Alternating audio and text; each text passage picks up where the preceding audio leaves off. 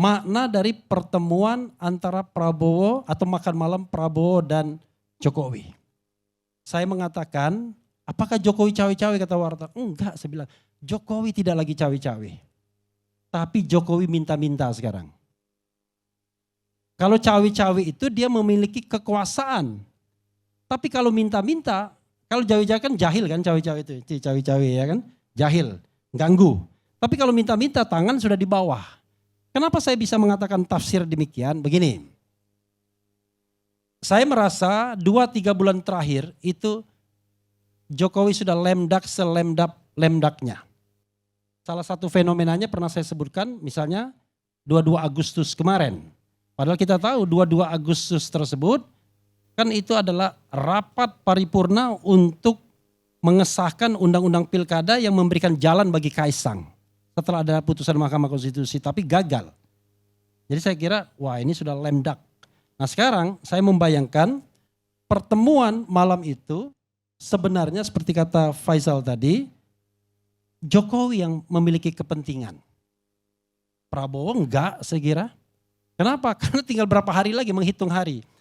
Kepentingan Jokowi adalah memberikan pesan kepada publik, message kepada publik bahwa saya baik-baik aja loh dengan Prabowo.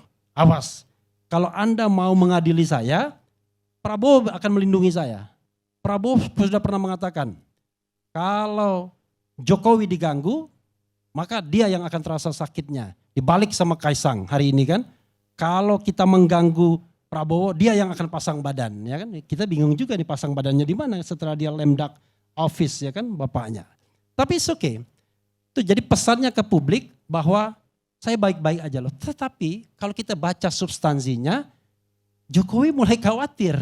Makanya kok dia ketemuin, ngapain dia temuin? Ya untuk pamer bahwa saya masih oke, saya bisa mengendalikan Prabowo yang Anda akan menjadi presiden dalam beberapa hari ke depan. Nah itu satu. Yang kedua Bang Garni, saya membayangkan dalam percakapan itu dua hal dimension. Kita ini kan sama-sama nggak tahu, kecuali Kodari kalau ada bocoran ya kan.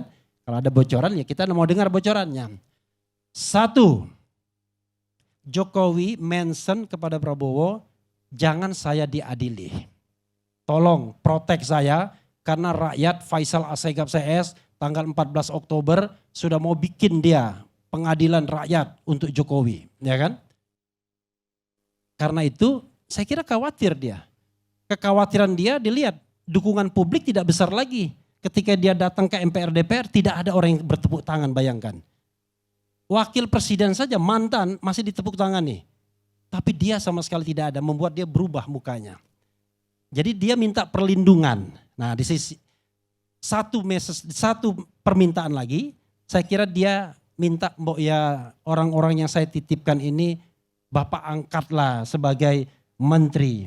Kan ada isu kan, dia menitipkan Pratikno, dia menitipkan Kapolri, dia menitipkan Raja Juli Antoni yang sekarang ngurus IKN, dia menitipkan satu lagi, Bahlil nggak disebut pada waktu itu. Dia menitipkan loyalis dia kelas berat, Menkominfo, Budi Aristiadi.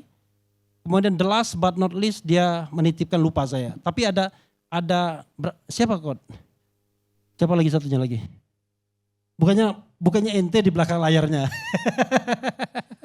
Nah, karena itu dia ingin ada protection, ya kan?